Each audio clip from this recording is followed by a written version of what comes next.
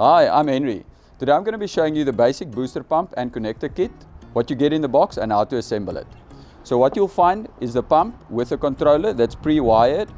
You'll find the union to connect the pump to the controller. You'll get a flexible hose and the tap that connects to the tank itself. You'll start with taking off these caps. You'll see that the controller is pre-wired onto the pump. Secondly, you'll take this union. This connects the pump with the controller. We'll separate these two pieces.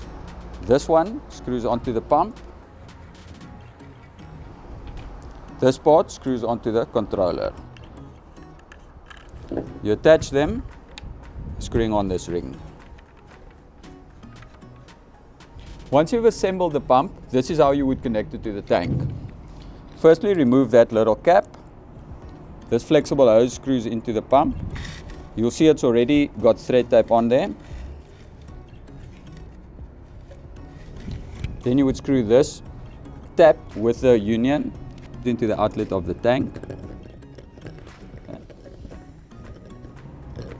Then the union needs to be joined. Remember the rubber seal.